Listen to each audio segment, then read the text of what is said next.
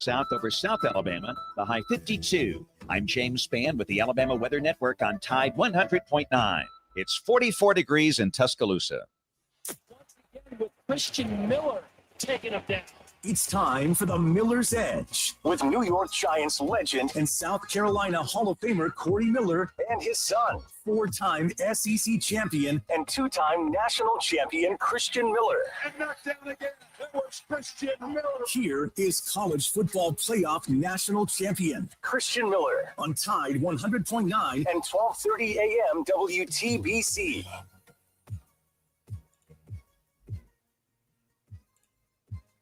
And welcome into this free-for-all Friday edition of the Miller's Edge, Tide 100.9, 1230 WTBC, presented by the Good Feet Store, America's Arch Support Experts. Hope you guys are doing great. Hope you guys are ready for a big weekend. We all know what happens this weekend. We got the SEC championship game kicking off tomorrow at 3 p.m. in the afternoon. So we're about 28 hours or so out from that, and we'll talk about it. We'll dive into it today. It is a Friday, so we will be taking predictions, and I'm excited about it because I'm curious to see what you guys are going to be predicting this weekend. I do know that typically you guys are heavy leaners towards Bama in, a strong way all the time, no matter what pundits say or lines say.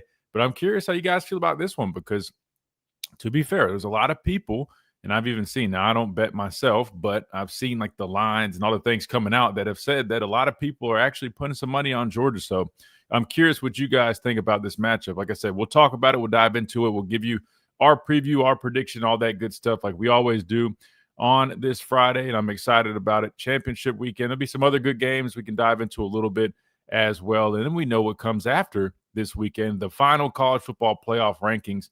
Maybe we'll talk a little bit or preview what that could look like, and then talk about some scenarios on how that could go, barring, the results of these games. So there's a lot to dive into, a lot to talk about, and we definitely will do that. But first, let me remind you about our friends over at the Good Feet Store, America's Arch Support Experts. Try before you buy, nothing to lose. These things are incredible. Arch supports, premium arch supports that are designed to eliminate and alleviate all types of pain, whether it's foot pain, knee pain, back pain, hip pain, you name it, they take care of it. And all you got to do is throw them in your shoes. They can be boots. Hell, they can even be sandals. They even have like the technology little pads that you can stick them on there to wear them with sandals too. So it goes for any type of footwear that you wear, as long as you do wear footwear.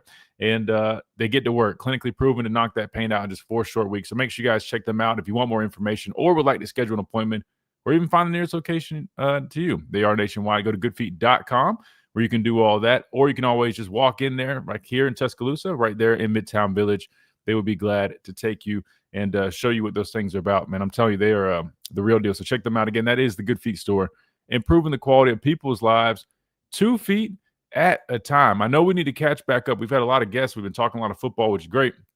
But we need to catch back up a little bit on some of these interviews, guys. We haven't heard from, Kalen DeBoer. Kirby Smart also spoke. A lot of press conferences and media access regarding this SEC championship game. So I would love to go back and listen to those a little bit. Maybe not all of them because I think they are a little long. But I would love to hear from both head coaches. That way we can listen to it, respond to it, and talk about it and break it down here on the show. So that's what I got planned for you guys. And per usual, you're always welcome to get in on the conversation. 205-342-9904 is the number to the phone lines. Or you can always hit us up here on the stream, join in on the chat, drop your questions, comments, or concerns right there. Plus, we still got that Tide 100.9 app. Make sure you guys download that. And you can also leave your app messages right there or app voice messages. And by the way, I know sometimes it seems like a lot of time recently we haven't gotten to them as much. I will say this, though. I have it now. So basically the questions were going to my junk mail. Now they go to my regular inbox. So I'll make sure I constantly check that. So if we do have some app messages, I don't want to be missing them because I don't want you guys thinking I forgot about you guys or I don't check the inbox. I promise we do. We've just they've gotten lost a little bit, but now they've been found. So we're back with that. Download that Tide 100.9 app as we speak. That being said, let's hit our first time out to stay on schedule. When we come back, we let it rip. We get started. We start breaking down this Alabama-Georgia matchup, SEC championship game coming at you tomorrow from hot Atlanta. Looking forward to it. But first, we'll talk about it right here on the Miller's Edge, Tide 100.9, 1230, WTBC.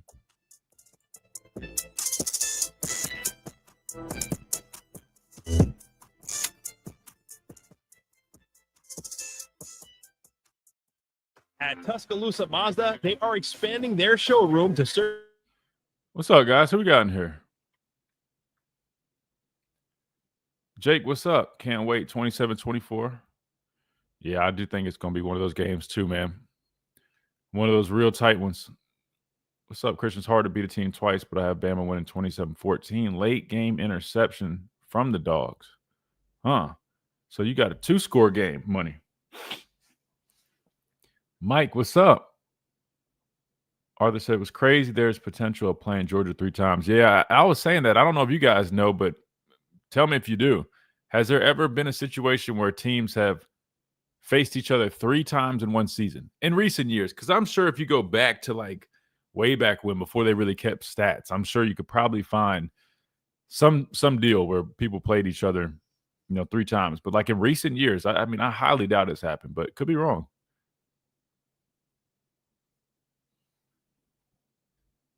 You guys got a heat wave down there. Shoot, I wish we did.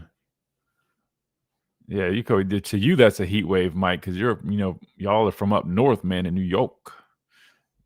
To me, man, I'm freezing, bro. I do not like the cold. Talking Tide, what's up, man? Ricky's got 35-28. Game definitely still matters, without a doubt. Courtney Morgan put perspective on recruiting I never thought about. You talking about the video we played yesterday? We broke that video down. You talking about the one that Tia had posted? He definitely did, though. Without a doubt.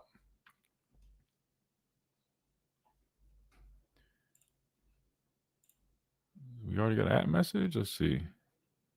Or is that from something else? Wait. No, we got one. Wait. What does that say?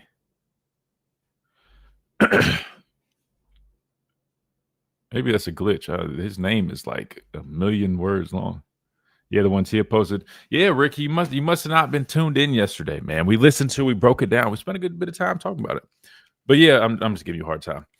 No, I was shocked that they went in such detail with it. Because like I said, I mean, that was like real raw, like exactly what they deal with on a day-to-day basis when it comes to recruiting, roster retention. I mean, the numbers game.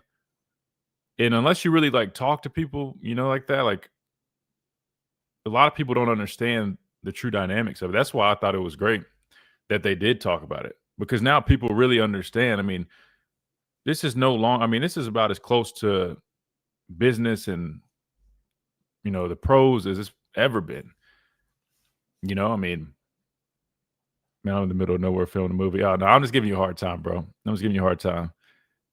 But yeah, man, yeah, that's how it is. I mean, because I remember I talked with Coach DeBoer and Courtney we ended up talking for like 30 minutes one day. I was up at the stadium for something. I can't remember what it was. There was some event that I was up there for, and we ended up sitting there talking, and they were breaking down stuff to me that I didn't even realize it was like that. But I'm glad that they did that, so people have a true understanding, man. And it's no joke.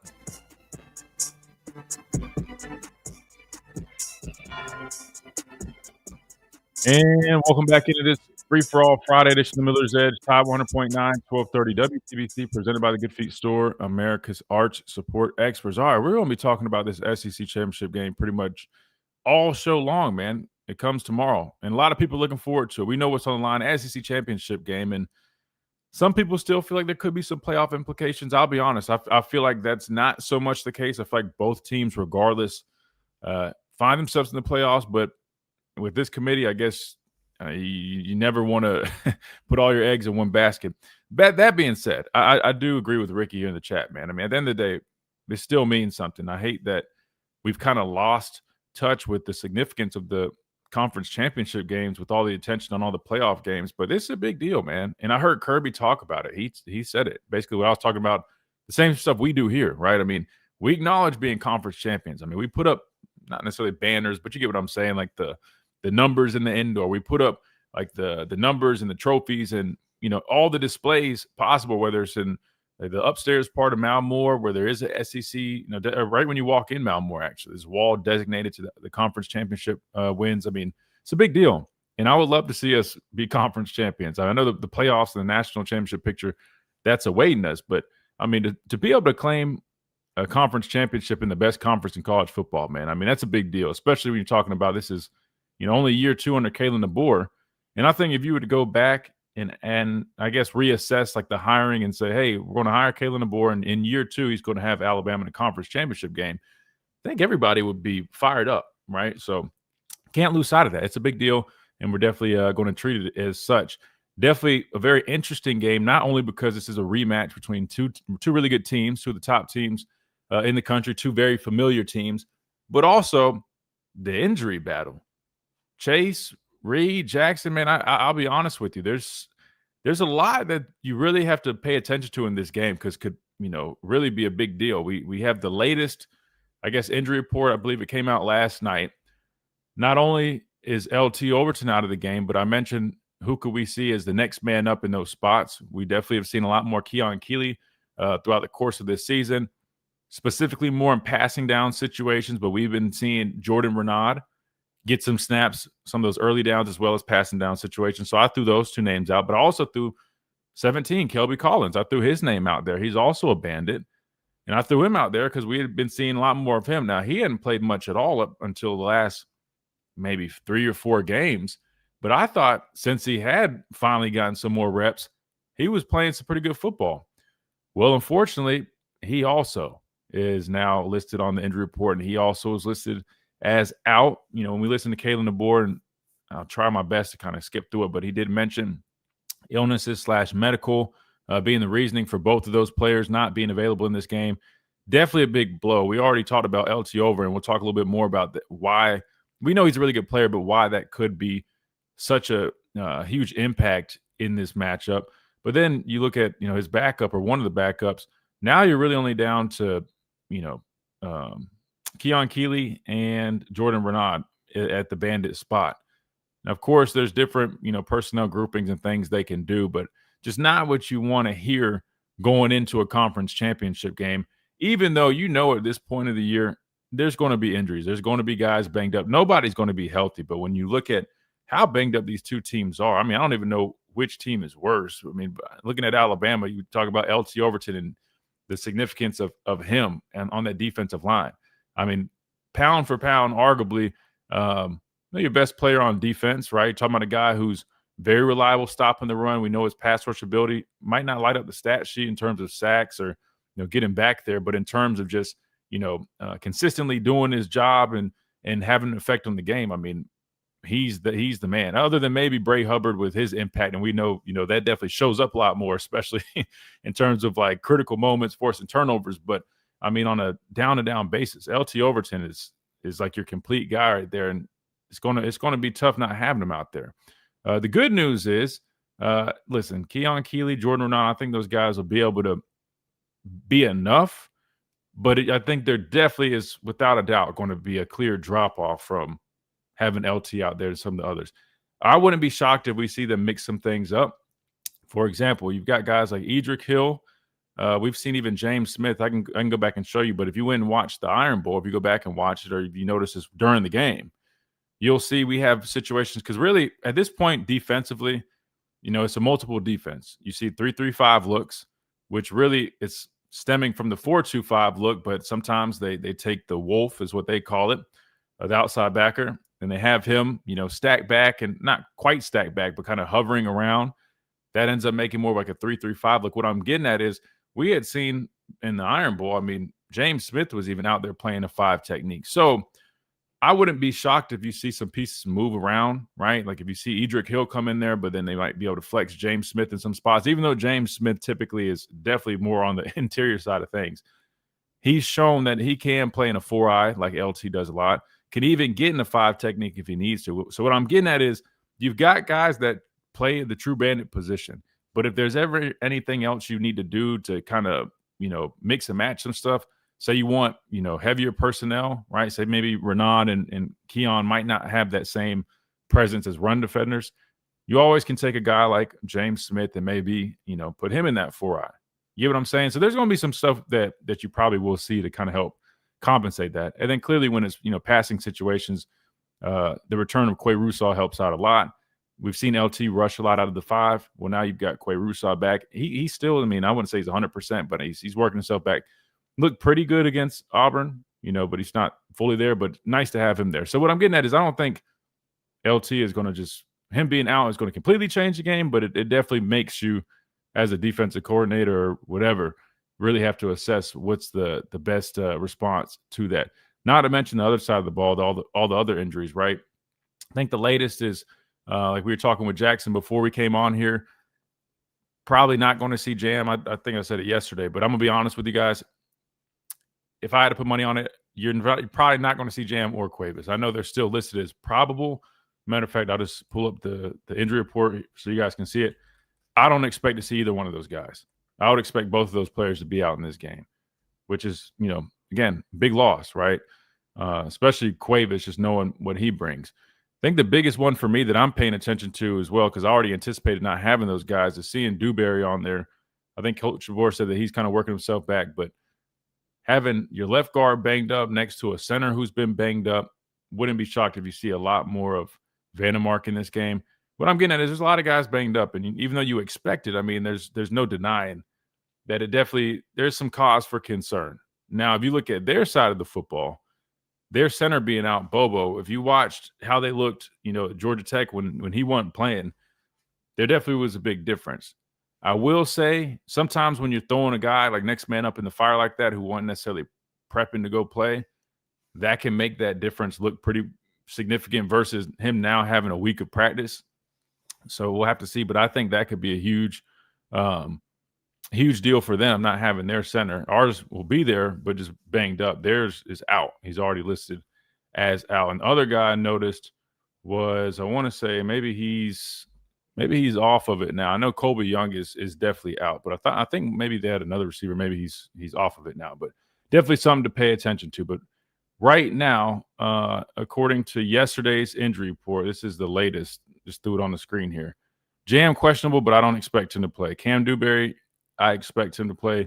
Josh Cuevas, I don't expect him to play, and I'm not too sure on Danny Lewis, if I'm being honest with you. You see the rest of the guys that are already listed as out. So Kevin Riley, I forgot to mention him. He's out. So you're really left with Daniel Hill, and you've got a AK Deer that everybody's been calling for. So we'll see if he can make himself an impact, because he's definitely going to get himself a number of carries in this football game, and hopefully he can have one of those, welcome to the party moments. I think that'd be big and definitely much needed, because I do think running the football will be big for us in this game if we can find a way to keep that momentum with what we've seen over the last couple of weeks.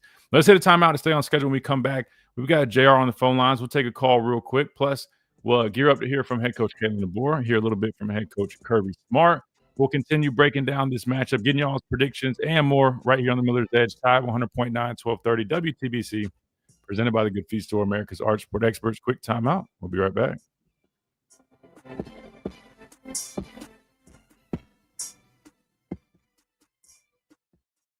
Oh, Christmas tray, you brighten every.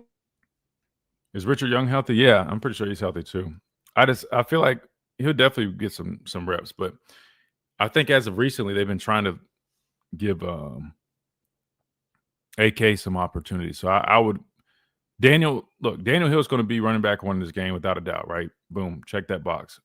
But I think the next back end could be Richard Young, but knowing that the last couple of weeks they've been pleased with AK and his progress, I wouldn't be shocked if they see what he can do a little bit.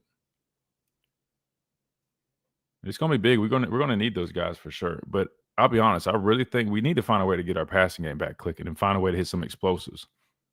Because Georgia's defense has been playing much better. They've been playing much better since last time we played them. So that's going to be something to pay attention to. Because when we played them last, we slaughtered them on third down. I don't think it's going to be – unfortunately, I just don't think we're going to have as much success. I mean, it's hard to be that successful on third down, let alone against a defensive-minded staff like Kirby and Glenn Schumann. So what I'm getting at is I think you got to be prepared. Like in the last battle, that, was a huge deal in the game. You probably shouldn't anticipate having that same level of success on third down. So that's why I think running, like in the running game and just, setting up third and manageable situations is going to be huge, especially knowing our passing game hadn't been, firing on all cylinders. And not to mention, you can best believe you're going to see a lot. I mean, Kirby and Schumann, they're going to throw a lot at Ty. I mean, over the last few weeks, what do we talk about on the show? If you want to stop this offense, what do? You got to get pressure on Ty. People didn't do a great job of that earlier on in the year, but in recent weeks, we've seen a lot more of that. And what's come with that is a lot more misses, right? A lot more inconsistencies in the passing game. And I'm just telling you right now, Kirby and those guys, they'll dial up a lot of different pressures. Similar to likes of what you saw against Oklahoma, man. They're going to do a lot of different stuff. And we did a good job managing it the first time around. So we need to do that again. Oh, thank you. I appreciate it. Wait, who's working behind the glass? Is Jackson right now? I just want to make sure I got right guy before I send it to you guys. Oh, wait, Reed's back there. Why did I hear Jackson earlier? Maybe I'm making stuff up. We had Jackson yesterday. Maybe that's what I'm thinking. By Pearl River Resort, D.C. What did Richard Young do to get in the doghouse? I don't think he really did anything, man. I just think they kind of like the progress of the other backs. But I wouldn't be shocked if he does transfer. I'll tell you who I'm pretty positive transfer. I think Jalen Bachway is out of here, like, for sure.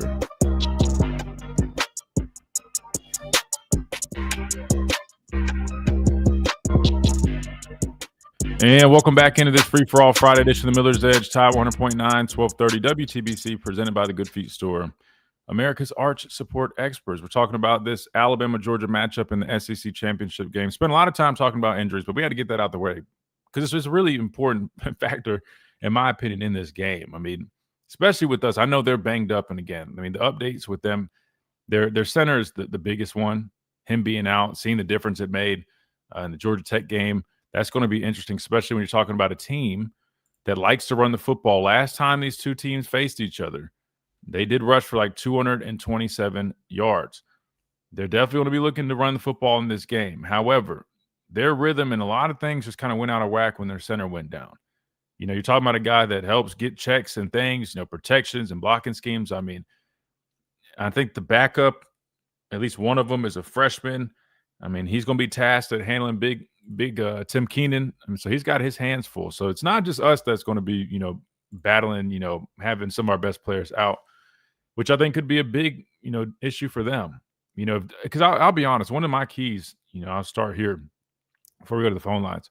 They're going to have to find a way to establish their running game, similar to what they did last time. That's what helps them out. Just like we talk about with us, it takes pressure over Gunnar Stockton, and he's playing much better football than he did the last time around. However, and he really was trending this way. Then you see Georgia Tech, whether it's, you know, things got out of rhythm, center going down, whatever the case may have been, things just looked a little off. But I do know, I mean, they benefit so much when they're able to run the football effectively. Their offense flows so much better. He's been making better throws, been making better reads. That is true. But when the running game is not there for Georgia, that's one of the biggest issues that they start having, right? When their whole offense kind of, because they run a lot of play action, they build off of their running game. And so we have to find a way to stop that. When we talk about LT being out, him being banged up, that is something to pay attention to. But the good news is this time around, our defense, man, is in a much better spot. Just like their defense is playing better, our defense is playing much better. And not only that, we're stopping the run way better than we were the last time around, which I think could be a big plus for us in this game and something that we're going to have to do a good job of in this football game if we want to have a good chance of being crowned SEC champions. We'll continue talking about keys and breakdowns, all that. But first, let's go back to the phone lines, 205-342-9904. We got JR up first. JR, welcome in. Hey, how you doing, Christian? Hey, JR. I just glad I got through to you today. I been listening to your show for several days, and sure I do enjoy your breakdown on all the things that's going on. And you know, with the injuries that you've been mentioning, I feel like there's a load more of them on Alabama's side of the ball than it is Georgia's. Yeah. I don't know. Yeah, there is. And I mean, if you look at, I mean, their center being their biggest one, I mean, him being out is a huge deal. But I will say the fact that they've had a week now to prep the backup or whoever it will be, I expect that to look better than it did, in the Georgia Tech game. But you're right. I mean, there's no denying it. I mean, we're beating up bad, especially on offense, even with the guys that are playing. I mean, you're talking about our center that's banged up. Now we have a left guard that's banged up. The tight end's out. Jam is out. And there's just a number of players. Kevin Riley, who also, I mean, I know people are going to overlook that one, but still, that means two of your top four backs are out of this game. It's just we're just very thin. And look, it's part of it. I mean, you expect that around this time of year. It's the end of the season. I mean, we've been going to war for about 3 months now. Yeah. So, yeah, I mean, so it comes with it, but you hate it knowing that, man, you're in a great position to do something. First SEC championship appearance for Kalen DeBoer. You would have liked to be a lot healthier, but you just got to have that next man up mentality. And the good news is we do play a lot of football players. So it's not like we're just throwing guys in there who haven't played at all. So that is the good news. Right. Well, I got a question that you mentioned about, started talking about some of the players that are injured.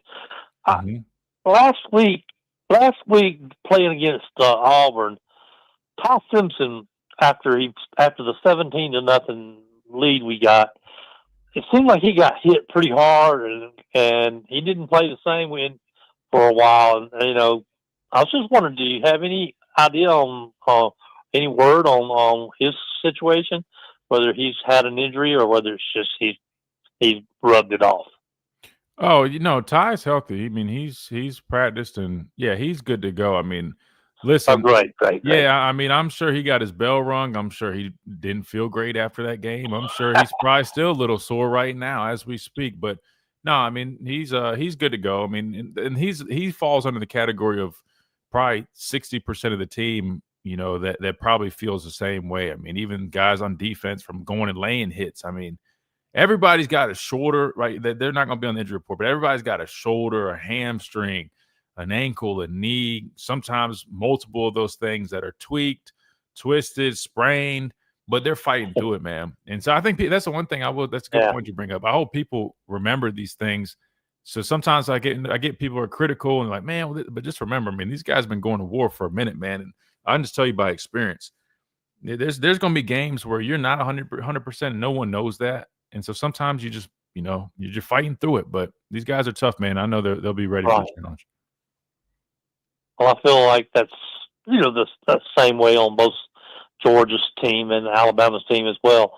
There's injuries that are not even mentioned; they're just kind of band-aiding through it, Exactly. And but anyway, I was really interested in your take on the injury report that you've given, but I wanted to ask you one quick thing about their center being banged up, or is he out, or is he just banged up? Yeah, he's listed as out.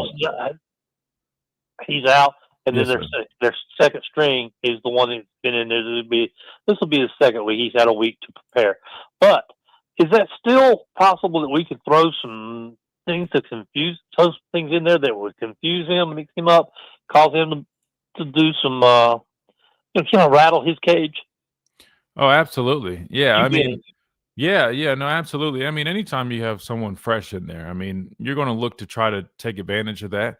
I can tell you right now, I mean, I'm sure Freddie Roach, Jamie Mosley, and that staff on defense, I mean, they're probably going to be game planning some stuff, trying to get some mismatches, trying to get some, maybe try to isolate him. The only thing I will say is, as a center, you're protected, right? Because you have two guards on each side. So it's a little bit different if you have like a fresh tackle in there. You can try to isolate that guy a lot more. I mean, they could try to put chips in there to help him out, but you get what I'm saying. But still, yeah, I'm sure they're going to challenge him. They're going to test him. Tim Keenan, I mean, he's a handful, man. I mean, Tim Keenan's a big dude. I mean, I hope he's ready to try to deal with that all game long. But yeah, that's something as a coach you think about. You try to consider, hey, they got a fresh guy in there. We're going to challenge him. We're going to test him and see if he can handle it, and not just for a couple series, but all game. And I expect that to definitely be something. Whether you're trying to blitz some backers through the A gaps, whether you're trying to just get some big guys on him and try to see what he's made of. But I fully expect that. Yeah, that sounds good. I want to get a prediction on the score and get through with this call so that you can get some other callers in. I'm sure they're anxious to get in on this free-for-all Friday. Yes, sir. Yeah, go ahead. So, What's your score prediction? my score prediction is 27-24. 27-24. We might have to Alabama. we might need to find some type of tiebreaker because I feel like I know we've gotten one, and I feel like we're probably going to get a few more. That just feels like a Georgia Alabama type score. So we'll figure out a tiebreaker if it comes to that. But we got you down for it. I like it. All right. I was gonna go 24-21, but I thought No, you're good. No, you can on leave it. listening. Yeah, I'm gonna leave it like that, 27-24. I like that score. Yeah, I was about to say no. You're good. Don't let me sway you. I just was saying I'm thinking in my head. I'm like, I need to prepare on this because we got a few of the similar scores. I feel like we hadn't really had that problem too much, but we might have this tiebreaker. You want me to suggest one? Yeah. What's your suggestion? This is something totally different than what most tiebreakers are. Total return yards, both kicking and punting on Alabama. Oh man, that's a random thing. That'd be too hard. Not random things. So total return yards. I don't even. I'll be honest. I don't even keep up with that because I don't even know what I would even guess on that. Let me think on it. Let me think on it. Worst case, just send us an @ message once I come up with it. How about that? All right, that's fine. All right, then that sounds good. I appreciate it. Absolutely. It's been a great conversation with you. All right, always. care. Thank you, JR. Yes, sir. Roll Tide. Good deal. Let's hit a timeout. We'll stay on schedule and we come back. We'll keep rolling. I think we got another call lined up or so. I think Tommy's on there. We'll keep talking about this matchup.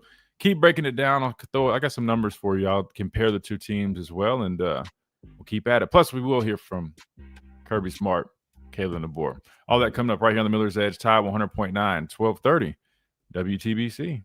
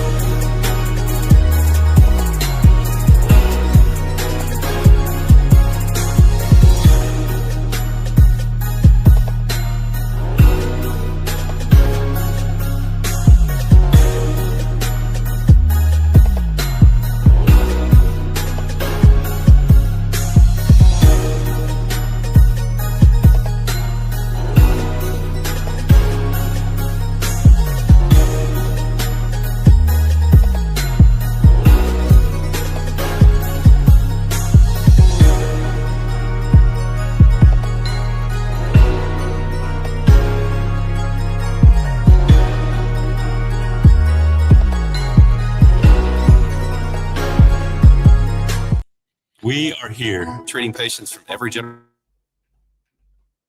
All right, let's see what we have here.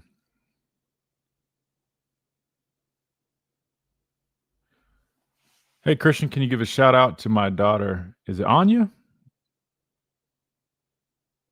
Is it Anya or Anya? I want to make sure I'm pronouncing that right before we do it. We're watching you today. Well, Paul and I want to say Anya. We'll go with that. Yes, there we go, Anya. Paul and Anya, appreciate you guys watching me do the show today and hanging out with us. Thank you so much. Hope you guys are enjoying it. We're definitely going to continue breaking down this game, but that's awesome, man. Glad you and your daughter can come hang out with us. Good deal. Yeah, I want to make sure I get the names right. I never knew I was this bad with names. Yeah, of course, you're welcome, man. No problem. Oh, she's 5, man. That's awesome. Starting her young, man. She's going to be a football expert in a couple of years. I just watched those Ole Miss highlights the other day. My wife was asking. We all listened to the probably went wild the game. Man, selfishly, listen, they pulled the starters at like early in the I appreciate it. Listen, I've been in my creative bag recently. I've been sitting here like we're trying to enhance the show, man, trying to make it better for you guys. So trying to just, I don't know, get creative and come up with stuff. But yeah, that Ole Miss game, man.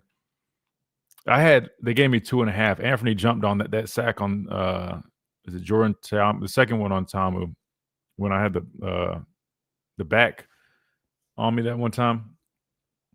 Anthony jumped on it. And normally, like, if it's late like that, they never count that. They split it. They gave me a half on that. So that ended up having 2.5. Because in the third one was I had long arm my future draft mate, Greg.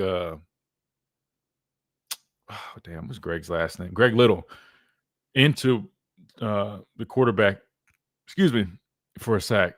So I had 3 in the first half. And so we were up. I can't remember what we were up by, but then they pulled us in the we had like 1 or 2 series in third quarter, and they pulled us starters. And I'm not gonna lie, I was kind of salty because I'm like, bro, I probably could have gone for like 5 this game. And I don't know what the record is in a single game, but yeah.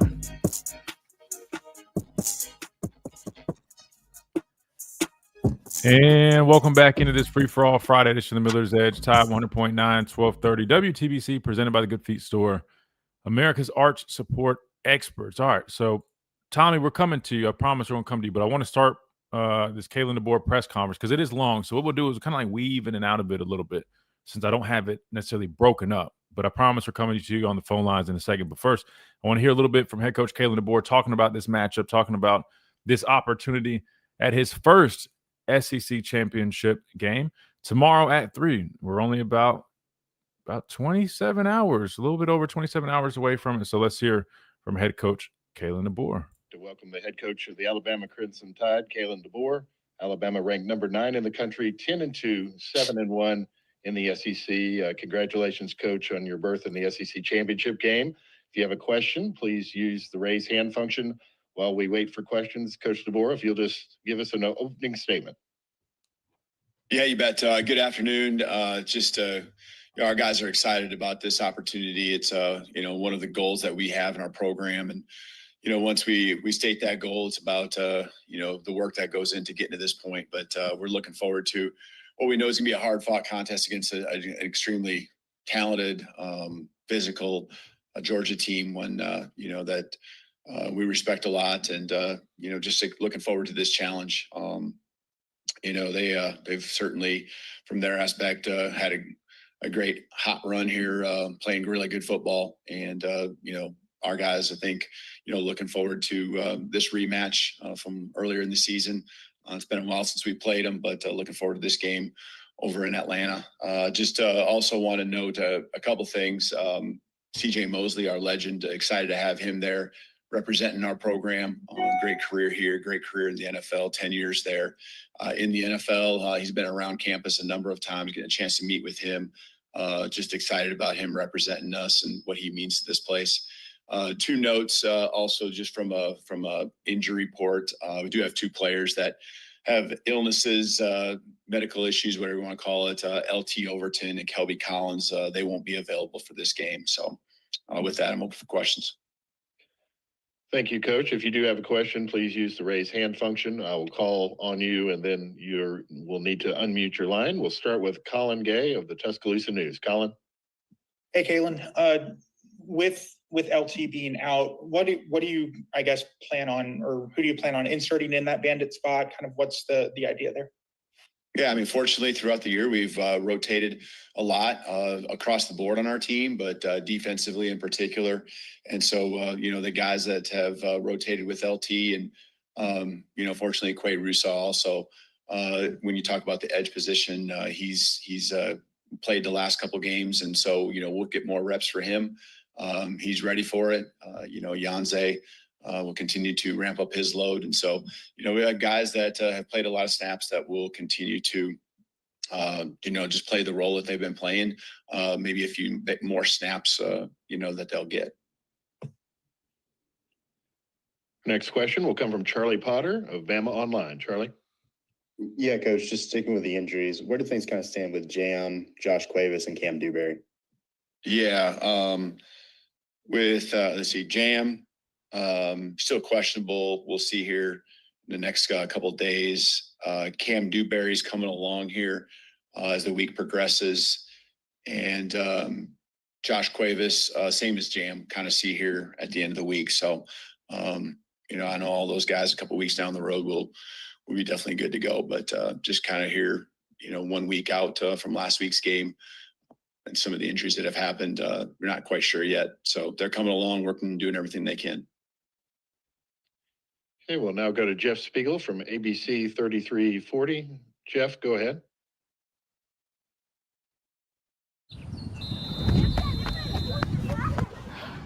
Quick commercial, and we're back. Go ahead, Jeff. How you doing? Kalen, you mentioned in the post-game locker room after the Iron Bowl that, there's a difference between hope and belief. How strongly does this team just believe that, when it looks like the chips are down, they're going to get it done? And how important is that heading into this championship game? Well, I mean, we've had enough opportunities, just like any SEC game, every single week. All these teams that you play as well are going to have the adversity. There's just too many talented players on the football field every single Saturday. There's going to be momentum swings, playmakers that can make plays. And I think what you really got to do is you got to, go back to what we've been talking about, working on since January. The training, and how that allows you to be physical on the football field, the stamina it takes, at this time of year. I feel like our guys are continuing trajectory up. They continue to get stronger.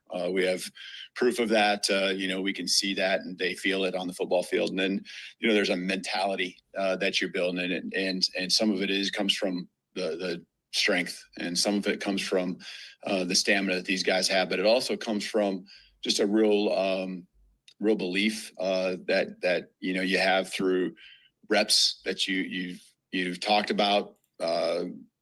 Situations from a year ago that we were in where we've had a chance to learn from them. All of our experiences that have shaped what this team is and how we've come through only make us believe even more, give us that much more confidence. And so time and time again, it might not always be the end of the game. It might be earlier in a game where, you end of the half, a 2-minute drive, the way, your defense gets a stop and the offense can go out there and put even just 3 points on the board, in our clutch period there. So just our guys, really, I think when you look at our team, it's a balanced team. It's a team that believes in each other. We understand our identity, being physical, tough, physically and mentally tough. And then also just, to win in the turnover margin. That's a big deal for us. And going out there and playing for 60 minutes, our guys are going to leave it on the football field. Our next question will come from Seth Emerson of The Athletic. Seth. Hey, Kalen. In terms of playing a team twice in a season, obviously you did it 2 years ago at Washington. And I think you did it. I went all the way back to Sioux Falls a couple of times against Morningside, if I'm right on that. What are the dynamics there? And how does it matter in this game? Mm-hmm. As a coordinator also at Fresno State, we played 2 years in a row. We played almost back-to-back games against Boise State. Right. And this one's a little different because the game happened so much earlier in the season. Most of those that you're referring to happened late, and then within a couple of weeks you were playing again. I think what you see between us and Georgia now, you see two teams that do what you need to do. You say it, but you do it. Doing it is the key, and that's improve each and every week. Learn from your mistakes. Understand your strengths. Develop players. There's new guys on both of our teams that are making plays that probably weren't as big a part of the game plan back in week 4, and so. That's a tribute to Coach Smart and what he does with his program, developing their players. And I know that's something we take a lot of pride in as well. So, you understand what that game was about, but you also understand more who you are now.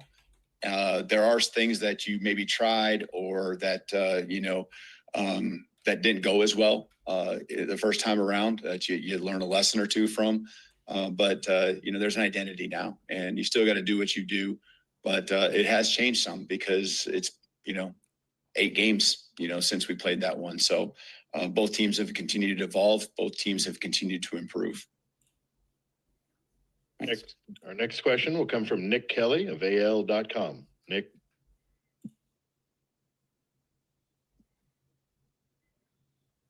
Go ahead, Nick. Hey, Kalen, with some of the guys in the front seven being out, what kind of role can Keon Keeley have, and how have you seen him develop throughout this season? Yeah, guys like that, Keon continue to ramp up his role, someone who now, we've really put out there and have full trust in. And, he's got full trust and belief along with his teammates and what he can do for us too. So, all those guys are more than capable, and, they're going to get their opportunity. Mayor McHead Diane. All right, well, that's perfect. We got to hit a timeout ourselves while we have a quick commercial break here on the stream for the video we're playing. So we'll do just that. The top hour break here. We'll continue breaking down this matchup. We'll hear a little bit more from head coach Kalen DeBoer. Again, that was him speaking during his press conference that he did yesterday. I want to hear a little bit from Kirby as well from their side. Plus, I'll continue giving some more keys throughout the show for this game. We'll get y'all's prediction. It is a Prediction Friday. And go to you guys on the phone lines, 205-342-9904. All that coming up right here on the Miller's Edge, Top 100.9, 1230 WTBC. Presented by the Good Feet Store, America's Art Support Experts. Don't go anywhere. We'll be right back.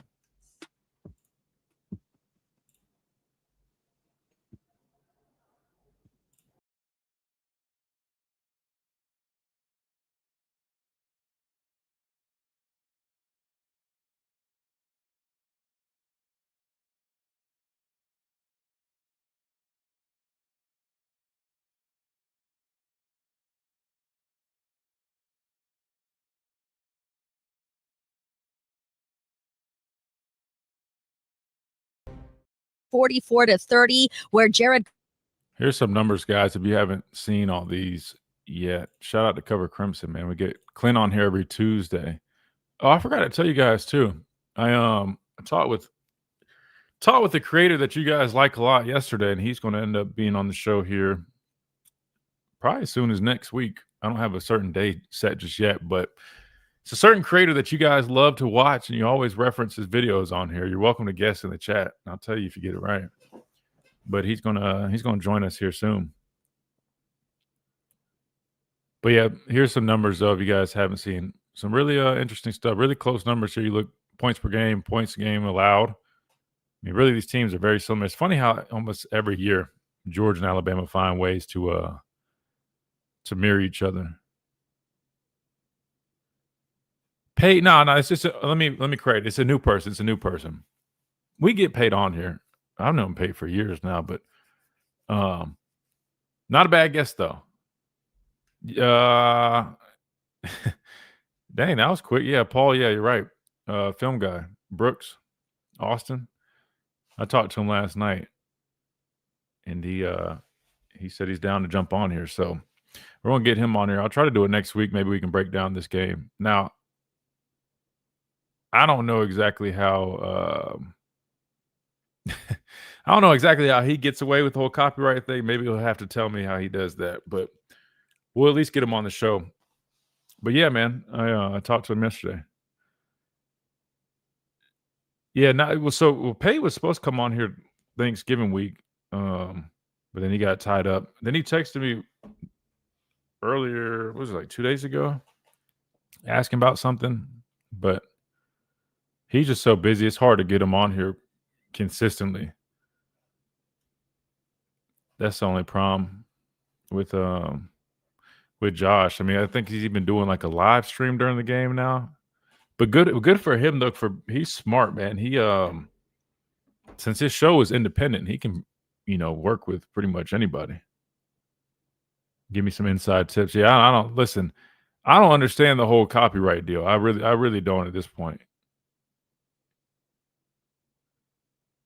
Yeah, because before I used to get paid on here, it was pretty simple. I mean, like literally, he would have time to do it because he really was just doing his show, then doing a little bit of CBS stuff. But now, I mean, they've got him flying like, to different games every week, and now he's doing the what's it called, like a simulcast. So it's hard to line him up, consistently. But no, he's cool, man. He's a friend of the show. We try to get him on here when he can, but. Like I said, man, people just get so busy with all the other stuff they're doing. It's tough sometimes, but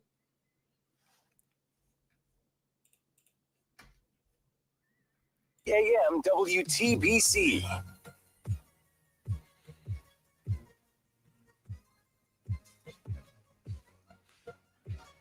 And welcome back into this free-for-all Friday edition of the Miller's Edge, Tide 100.9, 1230 WTBC, presented by the Good Feet Store, America's arch support experts. We're breaking down this SEC championship game tomorrow, 3 p.m. kick.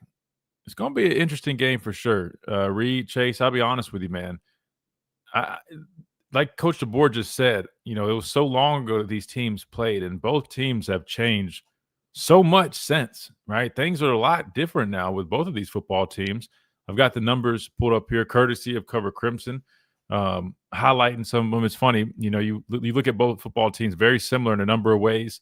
33.3 points per game for Alabama, 32.3 for Georgia, 16.5 points per game allowed for Alabama's defense, 16.7 allowed for Georgia. Yards per game, 404.4 for Alabama, 416.1 for Georgia, right? So very similar numbers, even yards per game allowed, right? 282.2 to 290.8. That being said, these teams look a lot different than they did in I think it was technically week 5, but it was game number 4 of the season. And if you go back and watch that matchup, I mean, there's the story of that game was a number of things. I mean, you had a hot start with Alabama earlier in the game. Second half, Georgia, they went to the drawing board like Kirby and those guys do, made their second half adjustments, and they had a much better game plan defensively and came up with some big stops. But third down was a killer for Georgia in that game. Since then, they've done a much better job getting after the quarterback and finding ways to generate pressure. I think I saw a stat that said the month of November, they had 9 total sacks versus, I think, 8 total through the first 2 months of the season, something like that. So they've found ways to get more pressure. I think they've used a couple other guys, just like we've had some guys step up playing some more snaps. Very similar deal for them. Plus, their biggest thing was, since they didn't have any true dominant edge players, you see a lot of backer blitzes that they like to run. As a matter of fact, I think one of their backers, Chris Cole, he's kind of that high, not necessarily, I wouldn't even really call him a hybrid, but you see him, line up in a number of spots. They rely on him to get some pressure on the quarterback as well. But that's another key. That leads me to my next point in the game. We talked about stopping Georgia's run. Why? Well, they ran for 230 yards on us in the first game. That's a big deal. And 2, I truly believe Gunnar Stockton, while he's played a lot better football since the last matchup, putting them in those positions of those third and long situations, I think could be a big challenge for these guys. And also knowing, their bread and butter running the football is kind of like it's what gets their offense going. So that's why that's a big deal. But it also will be a big deal in this matchup, being able to, on our side, find a way to just get our passing game back to what it had been, man. We've got to find a way to be efficient again in the passing game. That was one thing that definitely helped us out in this game the first time around. We had a number of plays, through the air. Matter of fact, I'll pull up the box score from the last time we played them. But we got to find a way. Ty Simpson about a month or so now just hasn't been that same Ty Simpson that we had seen earlier on in the season. And I think it'll be big for us to see a glimpse of that, right? And it's going to be a challenge because this Georgia defense is a much better unit than they were in that moment. So on one end, you've got a Georgia defense that's playing much better in that moment, and you've got a Ty Simpson who hasn't been playing as well. Can he step up to the challenge? He did against Auburn. Wasn't a perfect game, wasn't really a very polished game at times, but he made plays when we needed them, and that was the most important thing. Can we see that again in this matchup? But if you go back and look, Ty in that game was 24 of 38, 276 yards passing, 2 touchdowns. Really should have been 3. He had Ryan Williams deep in that Georgia game. Unfortunately, we dropped that one. But can we hit on some explosive plays? I personally believe explosives, could be a make or break deal in this matchup, especially talking about the running game has been inconsistent. It's been better last couple weeks. Or I should say several weeks, right? Oklahoma wasn't bad. We know what it was against Eastern Illinois, even though that was a scrimmage.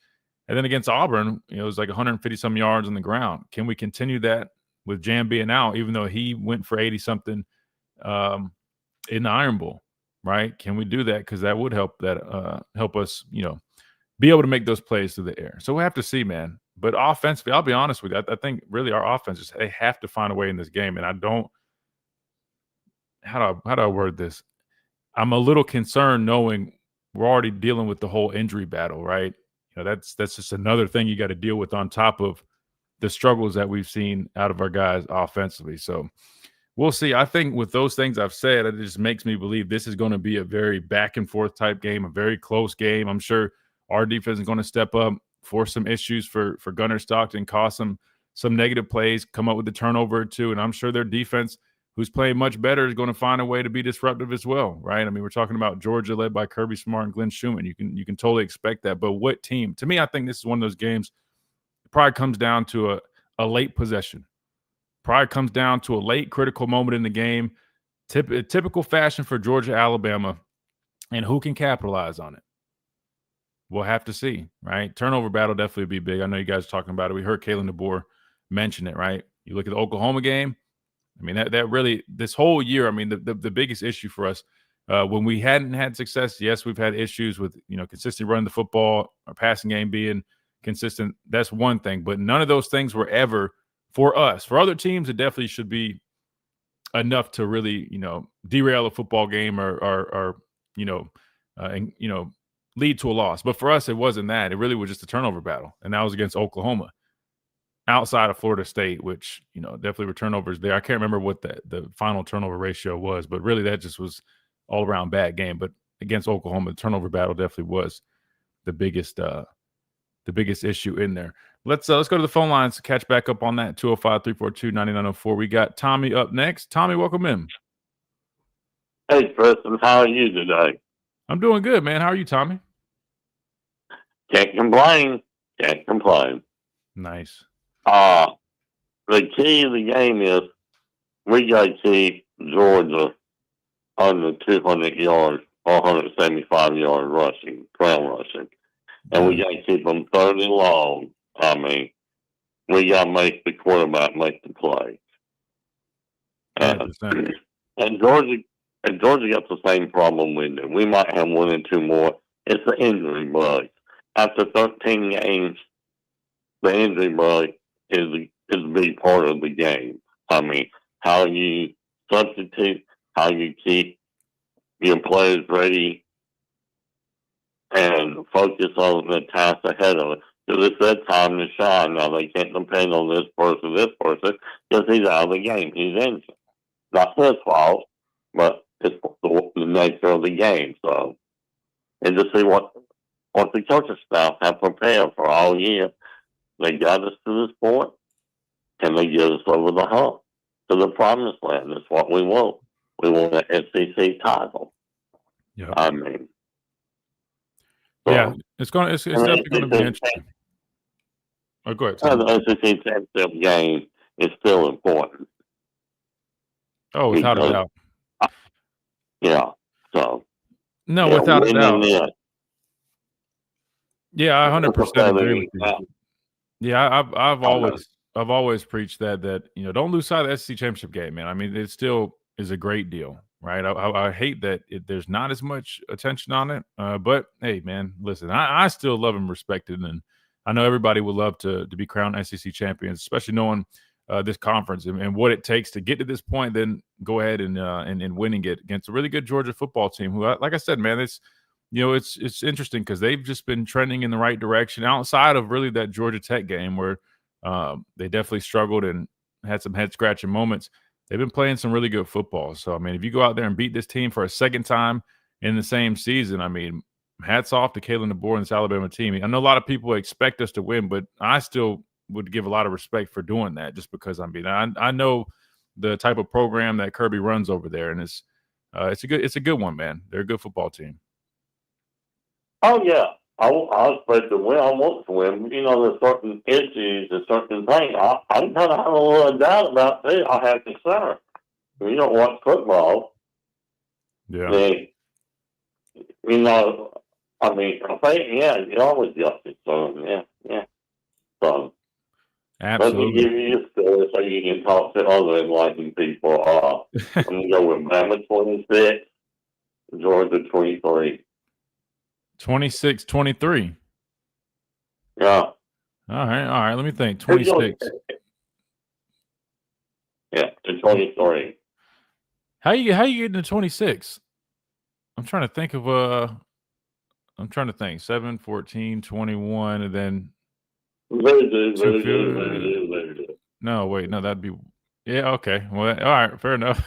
All right, fair enough. 26, 23. That's the score pop in my head. It's not expensive. Everybody goes 27, 24, 27, 21, 28. Hey, I'm not mad at it, Tommy. I'm not mad at it, Tommy. I just was trying to do the math. no. I was like 26, man. I'm trying to think of how you come up with 26 because normally that would probably include maybe a safety or maybe a missed PAT or something. But so that's all I was wondering. I just was curious if you were specifically thinking of something like that. No, you're good. No, we ain't nothing wrong with this. No, we got it written down. Well, who ever thought you'd get a 23, 21 score in the Oklahoma game? So, hey, it just True. neat number popped up. So, I mean, I'll take it. Hey, I'm not judging. I'm not judging. I'm just asking a question. No, I know you're not. Well, I just like to put out different numbers. Yeah. I like it. Do math. I'm an evil person. We'll see you do math. Hey, nothing wrong with that. We'll take it. All right, man. We'll take it. Well, Tommy, we appreciate it, man. You have a great weekend, man. Nice to hear from you, brother. All right, roll tide. Thank you, buddy. Yes, sir. Roll Tide. Good deal. All right, we got to hit a timeout. We come back. We keep on rolling right here on the Miller's Edge. Tide 100.9, 1230 WTBC. Presented by the Good Feet Store, America's Art Support Experts. But real quick, if you guys haven't found a place to go watch the game this weekend, if you're not going, don't worry. You're looking no further than R&R Cigars, 2703 Gary Fitz Street here in Tuscaloosa is where you can find them. Great place to go watch the games. They got TVs throughout. They got the wraparound porch. A little cold, but don't worry. They typically have heaters out there. Not to mention the humidor, best humidor in the Southeast. They've got there plus over 160 bourbons, 160 bourbons that they have. And they're also now making their drinks with the Yay Alabama beverages. So if you want to try that, make sure you go there to do that. And they would be glad to have you. They also are doing their toy drive. They did the food drive, and that went extremely well. Now they're doing a toy drive. So if anybody wants to contribute to that, you always can do that and drop off those toys right there at R&R Cigars during their business hours. 2703 Gary Fitz Street here in Tuscaloosa. Again, that is R&R Cigars, rnrcigars.com, code Miller's Edge too. Excuse me, to get you a discount as well. So make sure you guys take advantage of that. That is R&R Cigars. You listen to the Miller's Edge, Town 100.9, 1230 WTBC. Quick timeout. We'll be right back.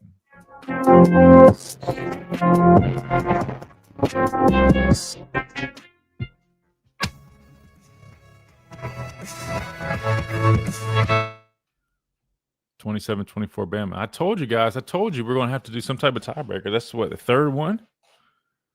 Third 27-24. So, yeah, we'll have to figure that part out. We got 24-21. Let me slow down. I can't speak. I think it's going to be a defensive battle with Talty coming through when we need him. Whoa. No, I'm just playing. Shout out to Talty, man. He did a great job in the Iron Bowl. Shout out to Talty. How about that? How about a story that would be? Connor Talty with the game winner. Man, from boo 2 or 3 weeks ago, which I don't condone whatsoever, to hitting a game-winning field goal in the SEC championship. That would be great. That wouldn't be, just think about that, though. This matchup between Georgia and Alabama has created some good stories, right? Second and 26, Tua coming in the next year in the SEC championship game. My senior year, Jalen returning the favor, coming in and helping us win that football game. So Alabama, Georgia has created plenty of stories, man. Maybe this is the next one on the list. Maybe Connor Talty comes in there and nails a 40-plus yard field goal for the win. How about that? That would be great, man.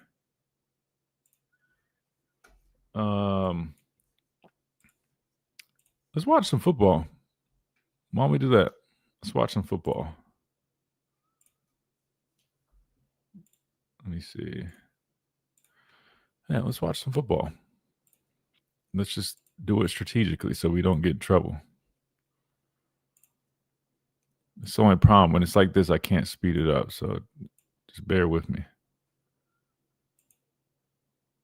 I'm trying to think. Who's the guy that is it 33 who they've been playing more with? They've been playing somebody off the edge. It's been a little bit better getting after the quarterback. Let me pull up their numbers real quick.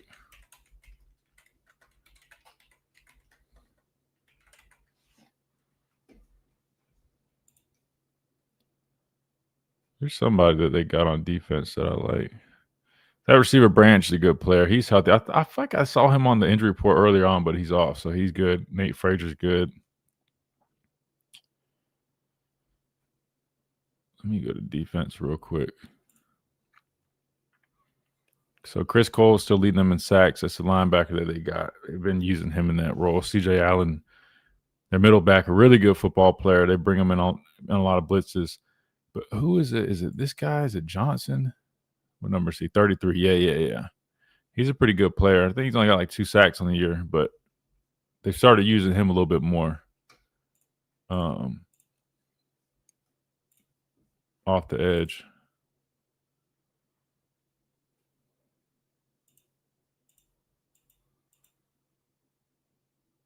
Yeah, 33. That's who it was. I don't know if he played as much against us in that first game.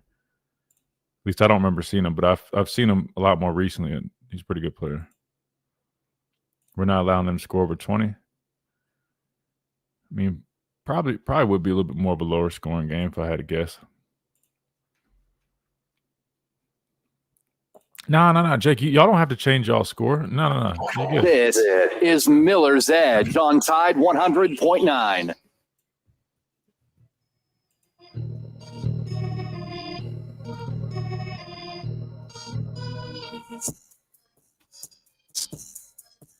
Welcome back into this free-for-all Friday edition of the Miller's Edge, Time 100.9, 1230 WTBC, presented by the Good Feet Store, America's arch support experts. All right, let's keep rolling on the phone lines, man. I want to get to you guys and let you guys get y'all's thoughts and predictions in 205-342-9904. We've got Smitty up next.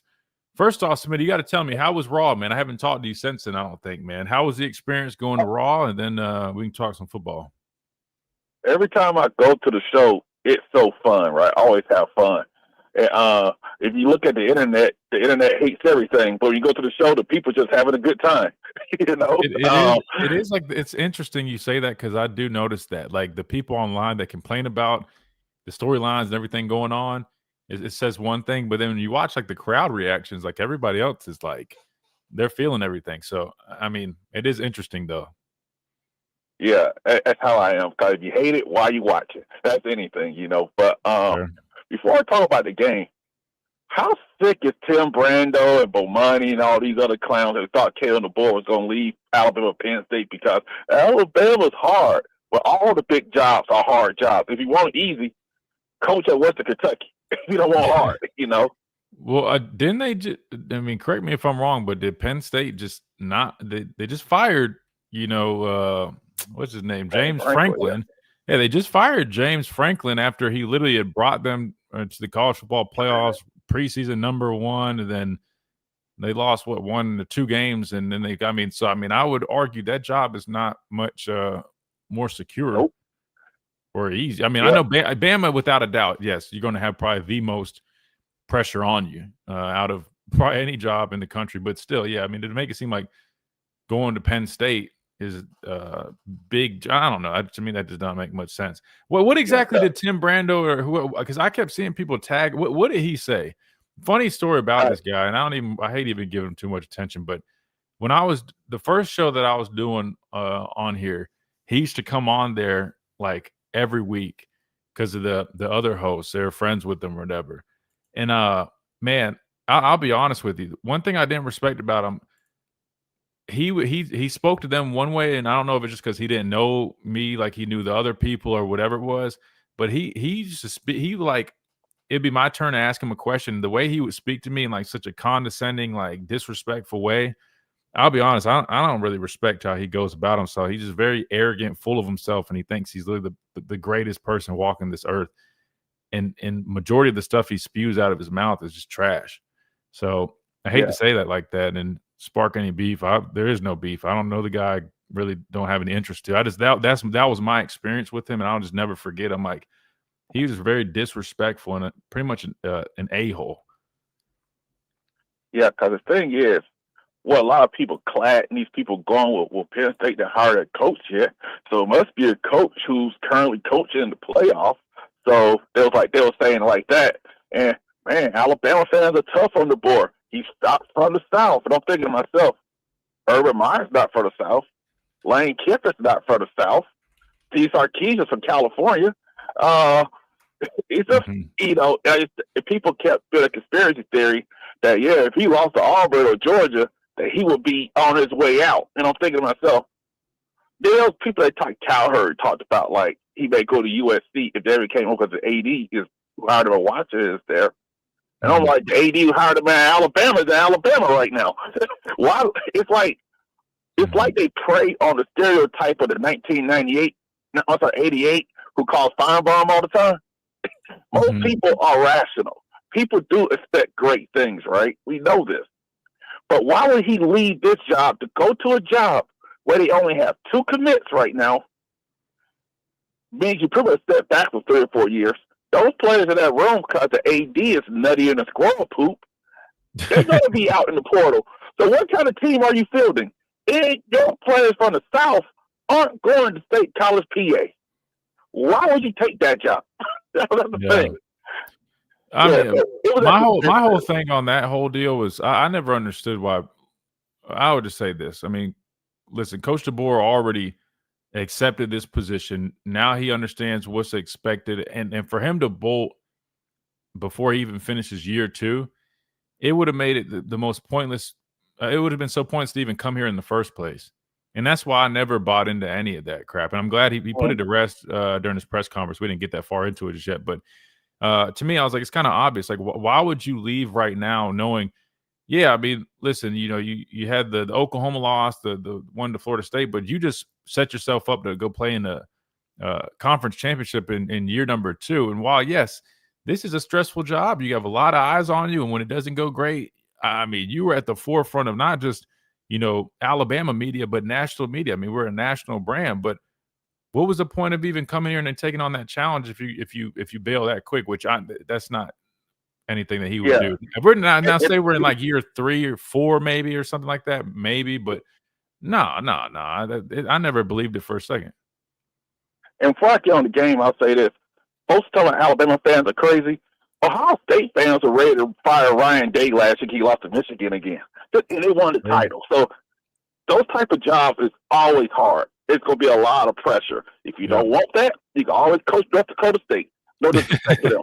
But, hell, they might have some pressure too. Haven't they won like $1 million championship in the league? Every school will fire you. Put it like that. It's a lesson. 10-2 is the new normal because you ain't going to find better. And, but this game right. I think the one thing that Alabama has to do is tackle, because Gunnar Stockton is a screen merchant. They do a lot of screens, a lot of yards after the catch. So tackling is important. The defense, all these media people ain't said, Georgia got better over the year. Kirby Smart makes adjustments. This defense has gotten better since that game. Tim Keenan is healthier. I think that was his first game back from that ankle injury. And now he's back. DeJohn Lee being the starting corner, he's more physical on the edge, because what the media didn't want to say is, because they don't do their homework, part of Georgia's running success was Kirby was like, DeMarty Jackson doesn't want this smoke. He doesn't want to tackle. He doesn't want to hit. Let's run over there. Simple strategy. And I'm not being mean towards the kid, but, it's ball. I'm not calling him out of his name, just his ball.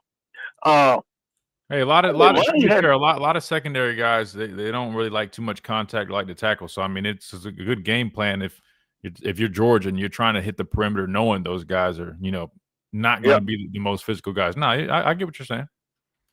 Yeah, and Lee, he gets that he's physical. He's a bigger guy, but he's also a lockdown guy. Of course, he'll make freshman mistakes, but you bet on that as a freshman. And I think once they made those adjustments on the offensive line, putting Formby inside and Carroll on the outside, I think the offensive line got a little bit better. Of course, you'll give up something if the other team sending 7 people.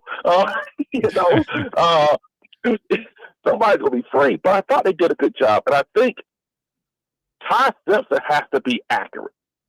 That's the thing. And he has to be poor. Cause I know pressure's going to come, but if you're going to be in the NFL, there's going to be pressure all day, every day. Ain't no clean pockets in the NFL. So when the layups are there, when there ain't no pressure, you have to hit those throws. I'm not even talking about the deep pass. I'm talking about those 15-yard passes that he missed to Germany a couple weeks in a row. But he does have to hit those deep passes Well, he did hit one against Georgia, but Ryan dropped the ball. But you have to hit those passes because they have to be honest.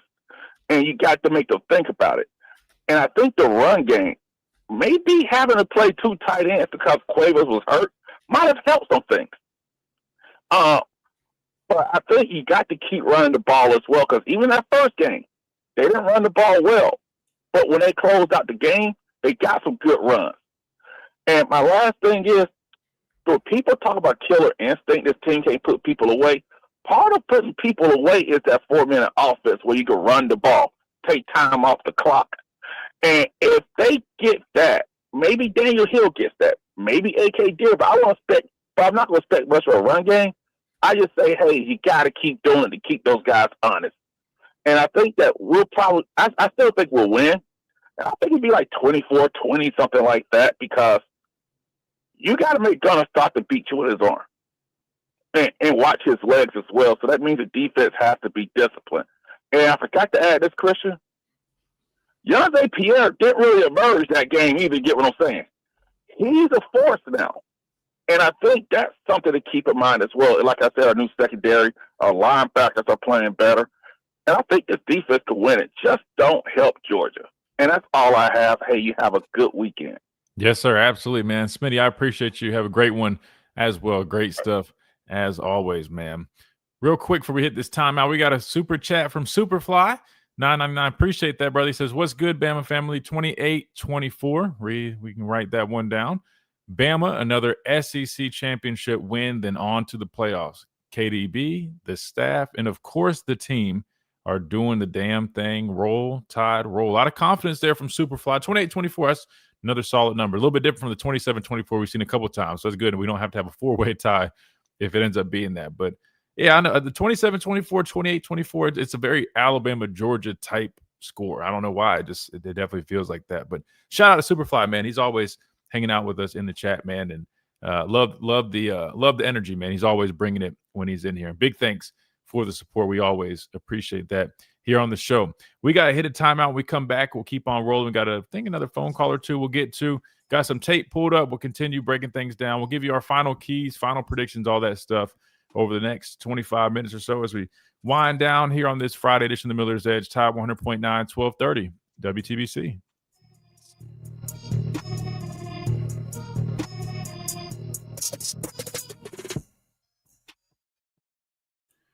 All right, we got some tape pulled up here. So this is when we played them last, but then I also have pulled up as well this their defense from. I don't have their offense against Georgia Tech, but got their defense. Little lesson, man. All right, I'm gonna quiz you guys since we've talked about it. We haven't broke down tape as much recently, but I'm gonna quiz you guys, man. Off of this picture. Again, thank you, Super Chat, man. I'm on Super Chat. Superfly for that Super Chat. Seriously, thank you so much, man. I'm gonna move it real quick so we can see the full picture. I'm gonna quiz you guys, man. What coverage do we have here? Reed and Chase, you can play along too now. All right, we've practiced these things, but we've talked about different coverages, man. This is they're playing a very base form of it too. So I feel like this is a great picture to quiz you guys on. What coverage we got? I'll give you all 10 seconds. Just type the number of the coverage we're playing right now. Now I'll let it play a little bit too real quick. What coverage we got here? Let's see. Reed or Chase behind the glass. They guess cover 3. Any guess in the chat? 5, 4, 3, 2, 1. Dang, we got to go back. I gotta go back and quiz you guys. Maybe we need to start doing pop quizzes on this stuff, man. I haven't talked about it in a minute. I guess I thought I was over analyzing stuff. I guess I was wrong.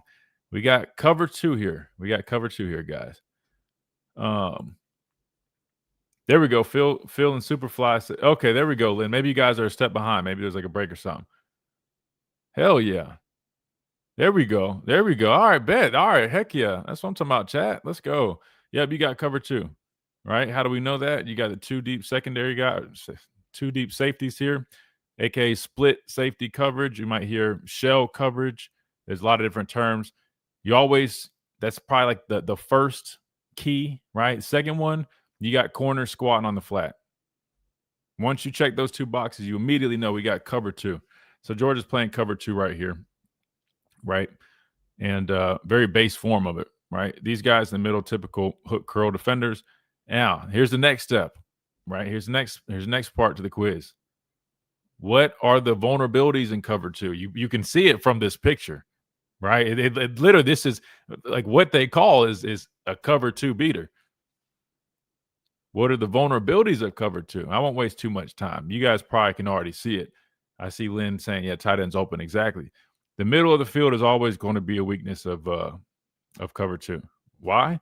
Because you've got corners that are squatting in the flats, so the flats are pretty much taken up, right? You've got hook curl defenders underneath, but these seams, right? These seams are always pretty much going to be vulnerable spots on the defense in cover 2. Now, unfortunately, I don't think he got the ball out.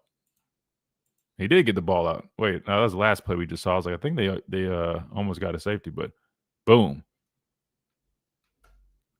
That's a great little football lesson right there, because, I mean, you got an easy, basic cover 2 defense there. Then they literally just ran a cover 2 beater, attacking the middle part of the field. And that's why, because you got those split safeties like that. You're vulnerable. Now, how do you help stop this? What we used to do is we used to have our backers. Number one, they would take 3 through at times, or 3 up is 3. And 2, you play with some more depth, trying to, make the quarterback throw over the top.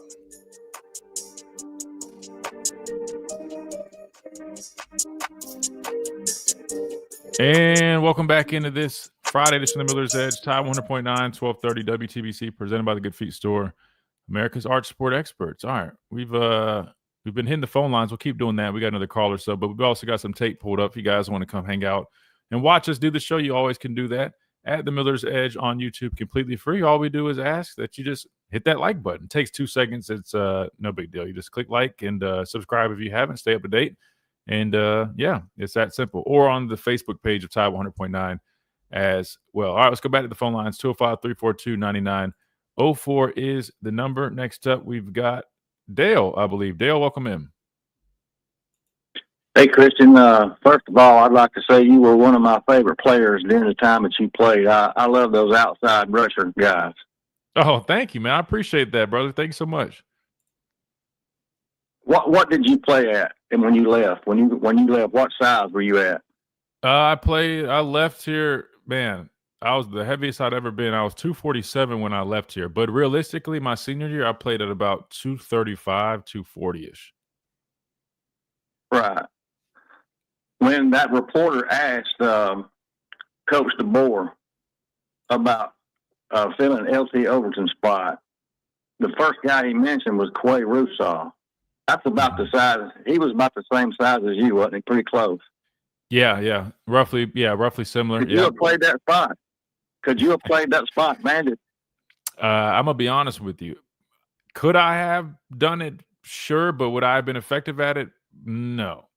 And this is what I think listen, I'm just being honest with you. They used to play Will Anderson out of position. They had no choice, though, because he was just, he was a physical guy. He could blow stuff up.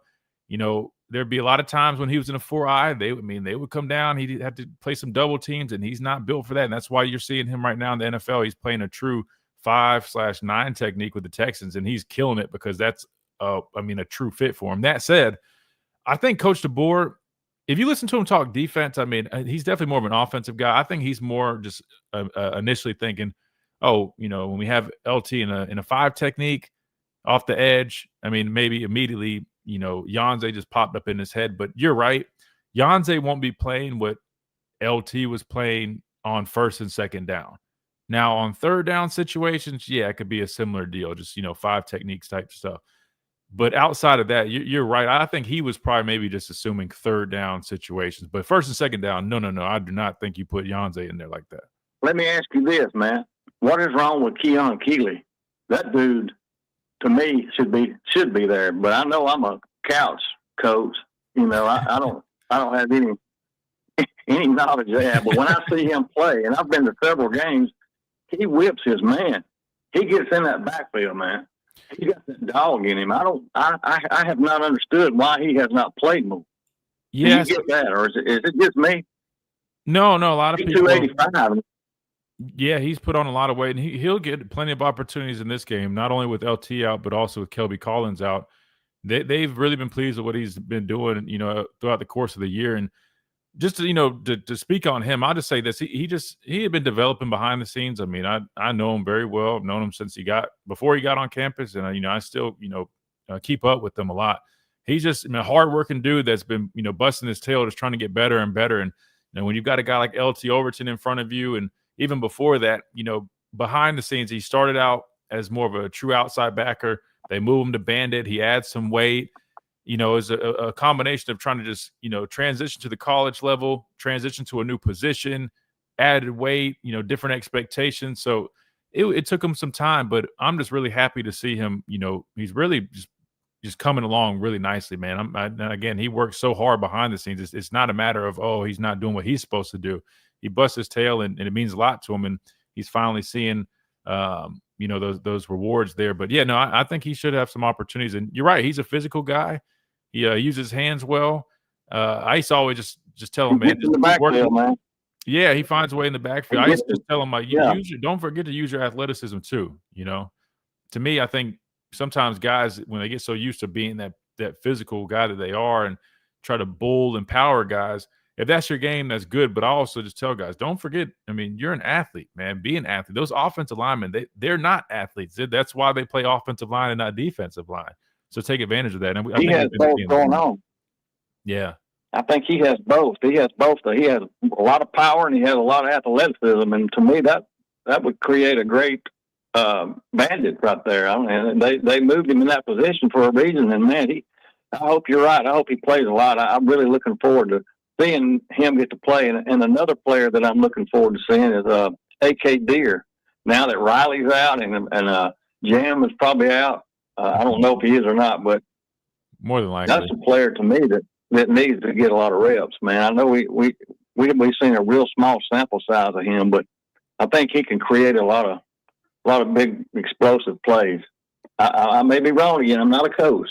Yeah, no. Well, listen, he's got a lot of potential. I remember, when he first got here, you can see the potential, but it's no different than even a guy like maybe Keelan Russell. Like, they're oozing with potential, but it's evident that they still need some time to adjust, adapt, and grow in this system and transition to the college level.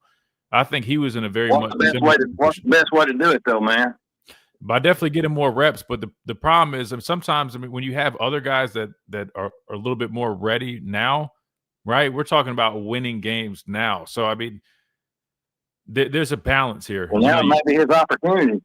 No. Now 100%. No, with injuries, 100%. What I'm saying is, like, earlier in the year when people are complaining, like, oh, we want to see more. Right. What I'm saying is, we're seeing like how these losses and stuff add up. You don't always have the luxury to just say, oh, we're going to try. Like, luckily we rotate more than most, but there's a lot of schools that don't do it as much. And the reason is you just try to play the best players, the guys who are the best players now. Just like, when I played for Coach Saban, there was times like older guys were maybe not as good as the younger guy they just brought in, but because that older guy was more reliable and you knew what you're getting out of him, they would, get trust those players.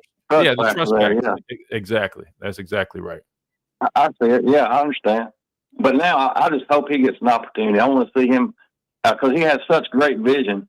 But I want to mention something else before I go. That earlier caller of yours, he mentioned Tim Brando's comment. I've seen that on Twitter.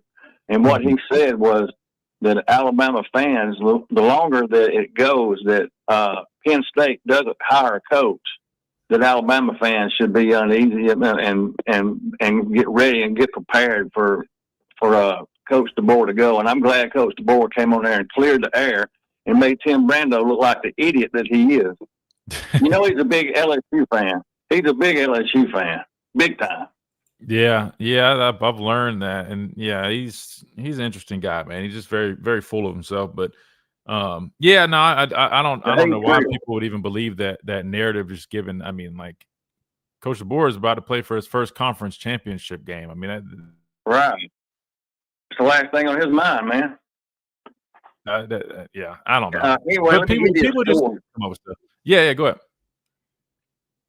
People do what now? I Finish your said story. people come up with anything for clicks and views nowadays. So I mean, it doesn't surprise me. But yeah, let me get that score from you, Dale.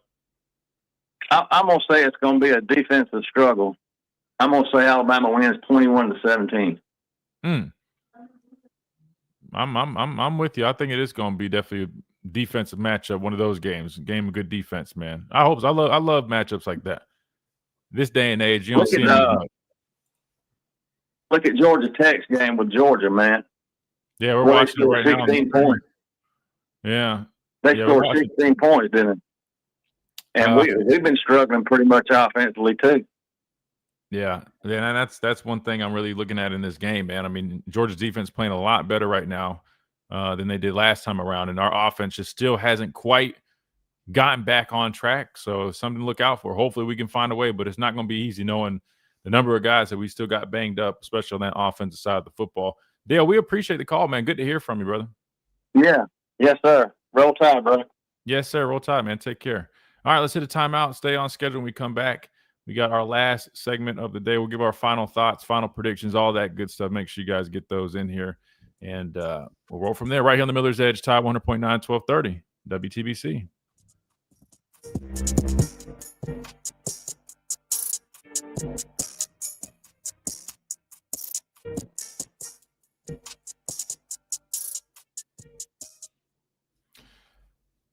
What have I seen from Keon Keeley against the run?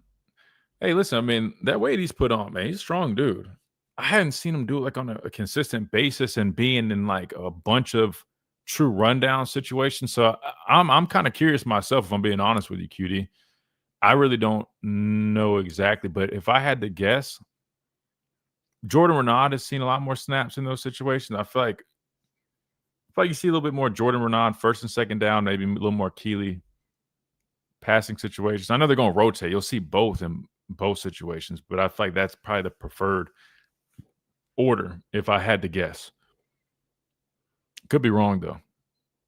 But I think I think he'll be okay. I just haven't really seen him do it on a consistent basis. I mean, if you're talking about like he was just playing a true 5 technique, it's not I'll be honest with Keon, it's not the physical aspect, but he's in the past, one of the things that did keep him from getting on the field was like the discipline of making sure he's doing his job, right?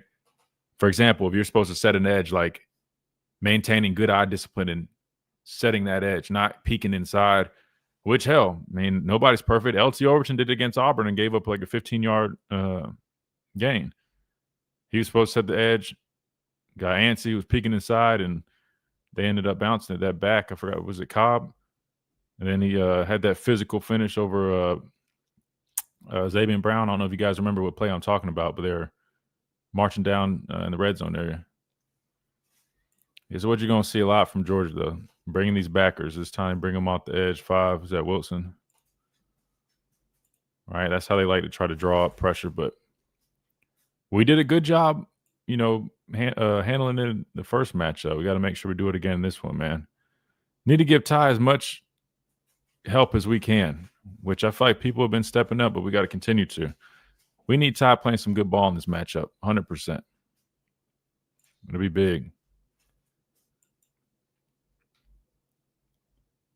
5 looks to be the linebacker blitz guy. Yeah, they bring him. Lynn, they also, they'll bring CJ Allen too. They mix it up. It depends. They'll bring both, but they definitely bring a lot of they run a lot of pressures with their backers for sure.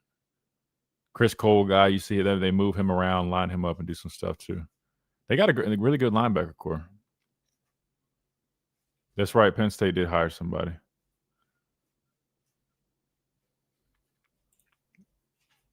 Sorry, I'm trying to see if I missed any other things. Yeah, if you guys haven't already, man, just hit that like button, man. I appreciate that. Appreciate you guys always reminding the chat, man. Y'all are awesome. Let's see. We don't run routes across Ty's face. You go through. Are you talking about like mesh routes?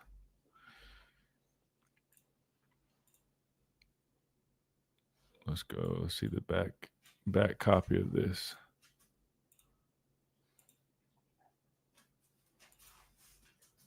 Well, let me go back. Oh, that's Chris Stenmiller. It's funny, that dude's name is Chris Stenmiller, not Christian Miller, but Chris Stenmiller, 52 for Georgia. He's a good player too. I think he's a sack right here.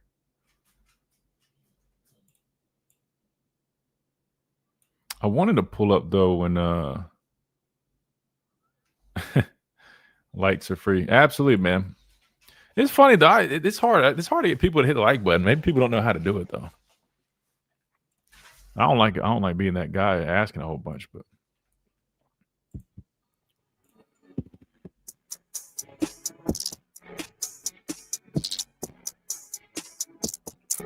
and welcome back into this free-for-all Friday edition of the Miller's Edge. Tide 100.9, 1230 WTBC, presented by the Good Feet Store, America's arch support experts. Let's put some final thoughts here. We had some tape pulled up, but I know we're running a little bit low on time.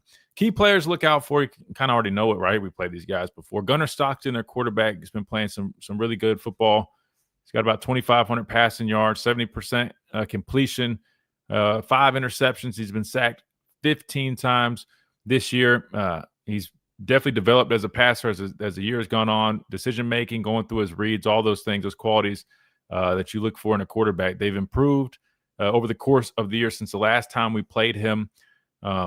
But I will say against Georgia Tech, there were some struggles in that game. I know they had the injury center banged up, hurt, but nonetheless, before that game, they've still been trending upward, especially him and the things they've been doing offensively. Nate Frazier, we're all familiar with him, and Bowens, their other back. Both of those guys are really good running backs. You'll see both of them. They feature a number of backs, like we saw in game number 4 of the season. Plus, Gunnar Stockton has that ability to run the football as well. He's got 403 yards rushing on the year. He is their third leading rusher. So if you're, Alabama's defense, you got to be prepared for that. And I think that's something to look out for, right? I mean, are we containing him? Not just in, that +1 quarterback run game, which surprisingly, they didn't do a whole bunch against us when we played them the first time. I thought they were going to run Gunnar Stockton a lot more. They really didn't. Maybe they do that a little bit more in this game, because when they did a little bit later in the football game, in the first matchup, they had some explosive plays off of it, or at least one that I remember. So definitely got to pay attention to that. But even scramble drill, right? Containing him is going to be important. Anytime you have a quarterback that isn't afraid to pick up yards with his legs, man, it's important, because you can be in a great third down situation, third and long situation, have everything, handled on the back end.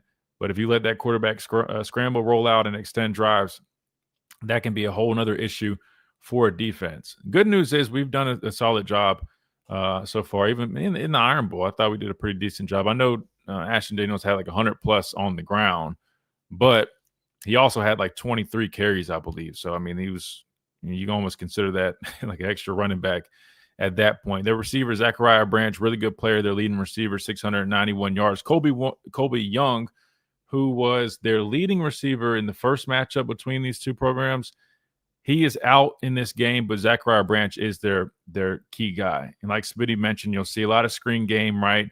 That's going to be important. Getting out the stack, tackling in the perimeter, tackling in open space will be important. They're trying to get their playmakers the football. So you'll see a lot of that as well. In terms of the other side of, by the way, they do have some good tight ends for Georgia as well. So unfortunately, we're out our best tight end. They do have some good players at the tight end spot. But they are missing, the biggest thing is they're missing their center, who is probably the most important player on that offensive line unit. And they saw the early effects of that. Maybe the redshirt freshman who fills in for him, he responds a little bit better to having a week of prep, but we'll see. Wouldn't be surprised if we definitely try to challenge him in this game. Their linebacker core is a really good unit. Chris Cole, he's their leader in sacks with 4 on the year, but CJ Allen, he's probably the best player on that defense, especially the linebacker side of things. Really good player. Wilson as well. We talked about it. They generate a lot of pressure. They like to run a lot of blitzes, involving those backers, involving safeties, or run cat blitzes. They throw a lot at you. First matchup, we did a good job handling that. That will be important in this game. I don't think they sacked Ty at all in the first matchup. And I will say this, our offensive line has been performing, pretty well, especially, keeping our guys clean. But our pass pro from our backs definitely needs to be better, especially in this game when you're expecting to take on those backers and and blitz pickup. Daniel Hill and whether it's AKD or maybe a Richard Young, those guys have to be ready for that because that will be important. Don't want to be giving them sacks off of those pressures by the running backs like we saw against Oklahoma. That can be something to look out for in this game. Real quick, give my main key. Stopping the run. We talked about that earlier. That's going to be important. Got to find a way to stop Georgia's rushing attack. Went for 230 almost in the first matchup. We know that's what they want to get to. They're going to test you. They're going to try you at the line of scrimmage and try to win that battle right there. You got to bow up. Alabama's defense has been doing a much better job of that. So I'll definitely be paying attention to that. In terms of Gunnar Stockton, trying to make him uncomfortable, force those bad decisions. When he is in those situations, he starts making mistakes. They aren't as good as a football team, just like any team would be. So definitely want to affect the quarterback like we always do. Win the turnover battle. You know now against Oklahoma, right, how big of a deal that is. Got to find a way to win the turnover battle. And, hey, let's root for Talty, man. You might need him in this game. We're talking about two really good defenses. We've been pretty solid, definitely on the defensive side in the red zone, right, getting stops. Offensively, I don't know what our numbers are, but I feel like we've been pretty good recently. Maybe I don't know. Maybe the numbers will say differently, but I feel like we've been a little bit better there. Hopefully that's good, and we don't have to rely too much on special teams because their special teams, you definitely give them the nod in that category. A lot of other statistics, I mean, we're pretty evenly matched. So I'll say this, guys. I'm going to go with the score prediction of, I'm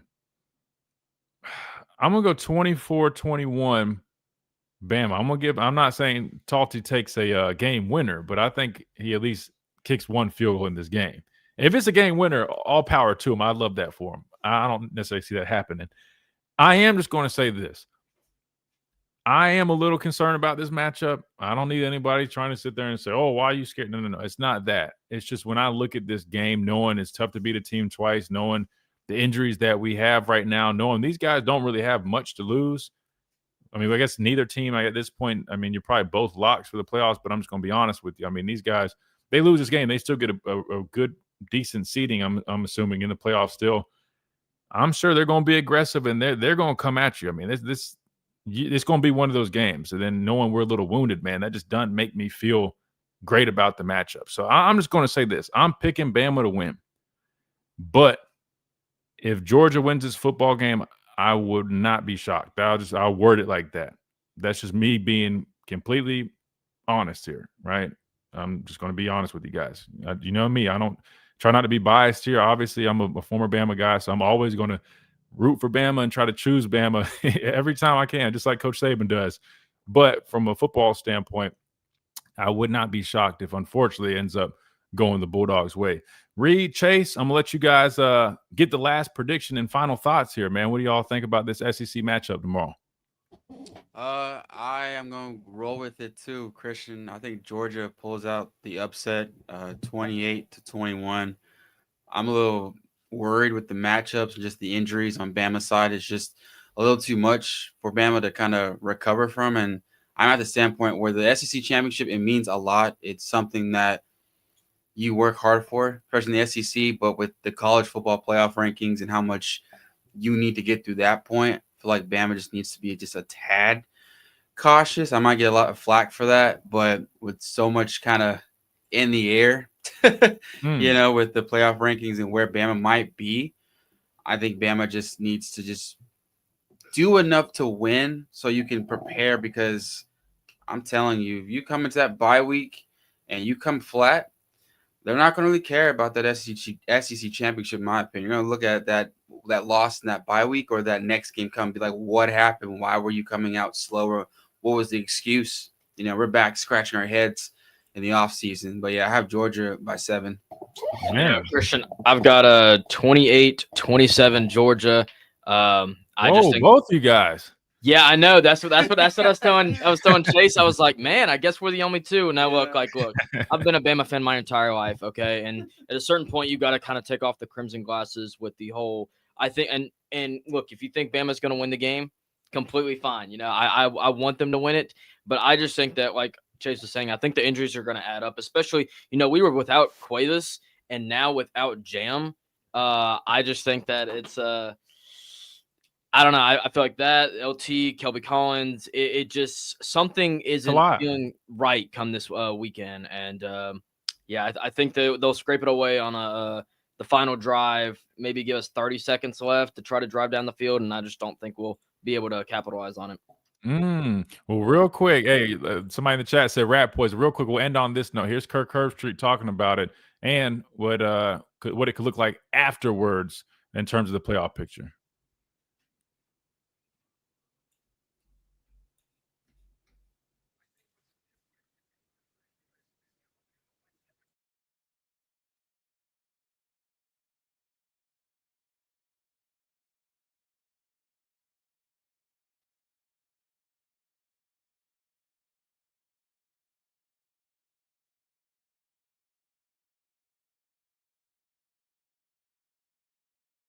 Hey, Christian.